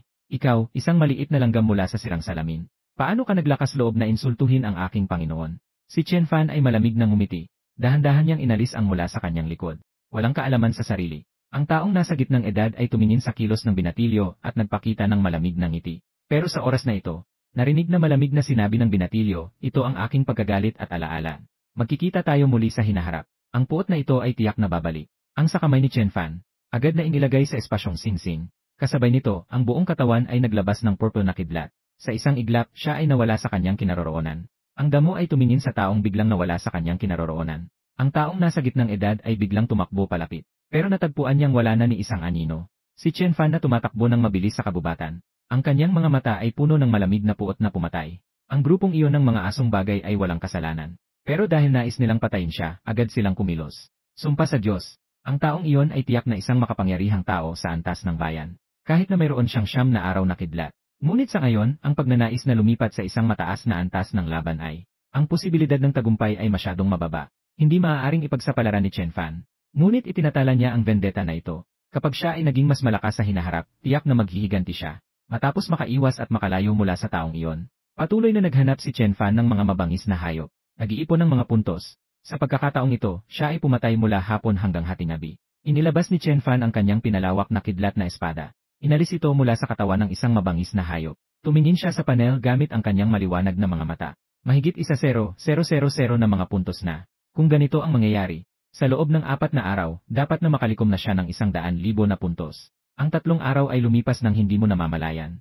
Sa loob ng 3 araw na ito, patuloy na naghanap si Chen Fan ng mga mabangis na hayop. Kapag siya ay nagugutom, nag-ihaw siya ng karne ng mga mabangis na hayop para kainin. Ang kanyang lakas at dugo ay lalong lumalakas at nagiging matatag. Tumingin si Chen Fan sa panel na nakapag-ipon ng 100,000 puntos. Diretsong binuksan ang pahina ng kasanayan. Pinaigting ang kasanayan sa Lei Dongxiam Flash. Ngunit sa oras na ito, nabigla si Chen Fan. 100,000 puntos. Sapat lamang para sa isang buwan ng kasanayan. Hindi inasahan ni Chen Fan. Ang antas ng kasanay na ito, ang kinakailangang puntos ay mas malaki na. Ang 100,000 puntos na pinaghirapan niyang ipunin, sapat lamang para sa isang buwan. Ang simulasyon ng kasanayan ay hindi sapat. Hindi masyadong nagalala si Chen Fan. Ang ganitong makapangyarihang kasanayan ay sulit sa 100,000 puntos. Nagamit na ang 100,000 puntos upang makakuha ng resulta ng pagsasanay sa loob ng isang buwan. Pinaigting ang kasanayan sa Lei Dongjiushan. Napapangalagaan ang pagunawa sa Ninefold Thunder Path pagkatapos ng isang buwan. Natapos na ang pagkuha ng pagunawa sa loob ng isang buwan. Ang pamilyar na impormasyon ay biglang pumasok sa kanyang isipan. Dahan-dahang ipinikit ni Chen Fan ang kanyang mga mata. Nagsimula siyang sumipsip ng kristal ng pagunawa. Sa paglipas ng panahon, si Chen Fan ay nakaramdam lamang tungkol sa antas ng kasanayan sa Thunder Flash. Lalong nagiging malinaw. Sa unang araw, ikaw ay pinatibay ng 9 Heavens Thunder. Kakasanayan lang ng Thunder Flash. Nakagamit lamang ng hindi hihigit sa 12 oras. At natutunan ang unang flash. Pagkalipas ng 1-0 araw, matutunan mo ang unang flash ng Thunder Sham Flash. Naabot ang ganap na pagunlad. Pagkalipas ng 20 araw, masipag kang nag-aral. Sa wakas ay natamaan mo ang pangalawang flash ng Thunder Sham Flash. Isang buwan pagkatapos. Kahit na ikaw ay pumasok sa pangalawang flash ng Thunder Sham Flash. Ngunit dahil sa masyadong mataas na antas ng kasanayan, at masyadong mababang antas, nagdulot ito na hindi mo palubos na maunawaan. Natitirang mga punto ng kredito 500 puntos. Dahan-dahang binuksan ni Chen Fan Xiang ang kanyang mga mata. Wala siyang gaanong kalungkutan sa kanyang puso. Gumugol ng isang buwan ng oras para makapasok sa threshold ng pangalawang flash. Siya ay labis na nasiyahan. Sa kabila ng lahat, ito ay isang Earth level na kasanayan. Sa muling malaking pagkonsumo ng mga punto ng kredito, isinuong ni Chen Fan ang Thunder Blade sa kanyang likod. Nagsimula ng kumilos sa disyerto. Ngayon ay isang araw at gabi ng panghuhuli. Bukas ay kailangan ng bumalik sa syudad. Ang Elite Training Camp ay magsisimula sa makalawang araw. Bukas ay magbabalik at mag-aayos ng bagahe. Diretsong umalis patungong Yuan City. Si Chen Fan ay malayang naglalakbay sa kabubatan. Mabilis siyang naglalakbay. Kapag may nakatagpo siyang mga malalakas na halimaw, agad siyang tumalikod at tumakbo. Ang mga kayang talunin ay agad niyang pinatay. Sa oras na ito, tiningnan ni Chen Fan ang kanyang espasyong singsing. Dito ay nakalagay na maraming kakaibang bulaklak at damo, at ilang mga mahalagang piraso ng mga halimaw. Ang mga balat ng ilang halimaw ay may mga mahalagang dulo. Pagbabalik sa syudad, pwede siyang pumunta sa Martial Arts Association para tingnan ang mga gawain. Mga gawain na agad na kayang tapusin, ay maaaring tapusin gamit ang mga bagay na ito. Maaari rin itong ipagpalit para sa maraming punto sa asosasyon. Ang pagtapos sa mga gawain na inilabas ng Martial Arts Association, ay makakapagbigay ng punto sa asosasyon, at maaaring magpataas ng estado sa asosasyon. Narinig ko na ang mga yon para sa Wuxi. Ang mga talentadong nagtapos ng napakaraming gawain. Ang ilan ay maaaring maging pinuno ng isang distribusyon. Diretsong umangat sa tagumpay. Muli, nagsimula ito mula sa madaling araw hanggang sa gitna ng gabi. Sa gitna, hindi na nakatagpo si Chen Fan ng sinuman. Ito ay eksaktong ayon sa kagustuhan ni Chen Fan. Matapos lahat, nasa isang mapanganib na disyerto. Ang pagpatay at kaguluhan ay mga pangkaraniwang pangyayari. Walang sinuman ang nagmamalasakit. Wala ring sinuman ang makakapagmalasakit. Matapos umalis sa loob ng lungsod at pumasok sa disyerto, ang buhay at kamatayan ay nakasalalay na lamang sa sarili. Tumingin sa walang katapusang kadiliman ng gabi. Pinunasan ni Chen Fan ang alikabok sa kanyang mukha. Nang makita ang mga puntos sa panel, nagpakita ng ngiti sa kanyang batang mukha. Tama, nakakuha siya ng 20,000 puntos muli ngayon. Naghahanda si Chen Fan na magsindi ng isang bonfire. Magluto ng laman ng mabangis na hayop upang mapunan ang enerhiya. Ngunit sa mga sandaling iyon, sa malayo, sa mataas na kalangitan, bigla na lamang dumating ang isang nakakatakot na presensya. Biglang tumayo si Chen Fan at tumingin. Ang kanyang mga mata ay punong-puno ng takot. Sa itaas ng madilim na langit, tanging nakikita ay ang nakakatakot na alon ng enerhiya sa itim at asul. Mabilis na sumasalpok sa malalayong dilim ng gabi. Sa gitna ng hangin ay may isang lumilipad na mabangis na halimaw. Sa harap niya sa gitna ng hangin, nakakatayo ang isang anyo na may buong katawan na naglalabas ng liwanag. Isang hugis na may asul na liwanag. Isang malakas na tao sa antas ng Jiang. Biglang nagkaroon si Chen Fan ng sintomas. Tanging ang mga may talento na umabot sa antas ng Jiang, ang siyang makakagawa ng paglalakad sa hangin. Sa harap ng misteryosong tao ay ang mabangis na halimaw. Sa pinakamababa, ito ay pag-aari ni Wang Ji. Kung hindi, matagal na siyang pinatay ng misteryosong malakas na tao. Sino ang taong ito? Ang mga mata ni Chen Fan ay kumikislap. Sa loob ng Chenyuan City, narinig lang ang tungkol kay Director Lin. Isang malakas na tao sa antas ng Jiang. Baka ang taong ito ay mula sa ibang lungsod. Ang ganitong antas ng laban ay mahirap matagpuan sa loob ng 100 taon. Pagkatapos pag-isipan ni Chen Fan, diretsyo na nagbihis ng itim na kapa. Mabilis na nagtungo sa kinaroroonan na yon, kahit na hindi lumapit. Nanonood mula sa 100 metro ang layo. Baka makuha rin ang ilang mga aral. Ang katawan ay biglang naging isang anino. Mabilis na tinangay. Si Chen Fan na tumatakbo ng mabilis. Patuloy na nakatuon sa laban sa itaas. Habang lumalapit ang distansya, dito lamang niya nakita ng malinaw ang itsura ng halimaw. Iyon ay isang hari ng mabangis na halimaw. Ang pangalan nito ay itim na Demon King. Isa itong sobrang nakalalason na halimaw. Kapag ito ay lumitaw sa lungsod, ito ay magiging mapanirang hampas. Sa ganitong lugar, bakit may ganitong nakakatakot na halimaw? Si Chen Fan ay mabilis na kumikislap. Yung mysterious person, ito ba ay ipinadala ng mga nakatataas upang patayin ang halimaw na ito? O isa bang miyembro ng isang angkan na bumabasag sa mga kayamanan? Ang isip ni Chen Fan ay mabilis na nag-iisip. Ganitong antas ng halimaw. Ang buong katawan ay puno ng kayamanan. Mga halimaw ng parehong antas o mas mataas. Sa kanilang katawan ay naglalabas ng isang beast core. Narinig kong ang ganitong beast core ay hindi lamang maaaring gawing elixir. Maaari pa itong ilagay sa loob ng armas. Ipinapakita ang isang partikular na kakayahan ng mabangis na halimaw. Napaka-impluensyal at malakas. Pero, si Chen Fan na yon ay walang balak na magnakaw. Huwag munang pag-usapan ang makapangyarihang misteryosong tao na ito. Kahit na talagang makuha ang elixir, hindi rin matutukoy ang paraan ng pagsanib tungkol sa mga puntos. Marahil ay may mga paraan sa pamilihan, pero tiyak na marami ang kinakailangang puntos. Sa kabuuan, titignan muna ang pagkakataon. Kahit na ang misteryosong tao na yon ay napakalakas. Pero ang pagpatay sa halimaw na ito ay hindi ganoon kadali. Hindi rin ito ganoon kadali. Sa lalong madaling panahon, biglang huminto si Chen Fan sa kanyang mabilis na pagtakbo. Siya ay nasa loob ng 100 metro. Kung lalapit pa, baka siya ay maapektuhan ng mga alon ng labanan. Pagkatapos, nagtago si Chen Fan sa likod ng isang malaking puno. Ang kanyang mga mata ay may maliwanag na itim. Tumingin siya sa itaas. Kasabay nito, inilabas ang 9 na araw na kidlat. Ganap na tinakpan ang kanyang presensya. Ngayon, dapat ay wala ng problema. Matapos ang mabuting paghahanda, si Chen Fan ay seryosong nanood ng laban. Sa puntong ito, ang itim na ulap sa langit ay nawasak ng laban ng 2 panig. Ang puwersang naipadala ay nagpayanig. Mula sa katawan ng misteryosong makapangyarihan, ang sumasagitsit na nakakatakot na lamig, na dahilan upang magpatingkig si Chen Fan. Nang una kong makita si Lin Lang Tao, nararamdaman kong siya ay tahimik at mahinahon. Pero di ko inasahan, ang makapangyarihan ng Jiang Jing ay talagang nakakatakot. Ang kahit anong suntok, baka kayang sirain ang isang bundok. Si Chen Fan ay mahigpit na humawak sa kanyang kamao. Balang araw, tiyak na maaabot niya ang ganitong antas. Lumipad sa itaas ng 9 na langit. Ngunit di nagtagal, si Chen Fan ay nagpakita ng mapait na ngiti. Sa ngayon, siya ay nasa 3 bituin na basag na salamin. Mahaba pa ang daan sa hinaharap. Huwag na huwag magmamadali. Sa oras na ito, si Chen Fan, tumingin siya sa nagbansag na huminto ng biglaan sa pag-atake si Wang Jixong. Ang katawan ng mahiwagang itim na ulap na hari ay napakalaki. Ang mga pakpak nito ay nakabukas na mahigit 20 metro ang haba. Ang kakaibang ulo nito, ang maliwanag na pulang mga mata, ang nakalantad na mga pangil. Nagbigay ito ng pangingilabot kay Chen Fan mula sa kaibuturan ng kanyang puso. Habang ang kanyang katawan ay napapalibutan ng masinsin na usok na umaagos. Ito ay ang lakas ng dugo ng mga mabangis na halimaw. Tinatawag na demonyong enerhiya. Ito ang kauna-unahang pagkakataon na nakita ni Chen Fan ang mabangis na halimaw ni Wang Ji. Sa ilalim ng dilim ng gabi, ang misteryosong tao ay may hawak na isang mahabang tabak na naglalabas ng malamig na simoy. Nakasuot ng asul na mahahabang damit.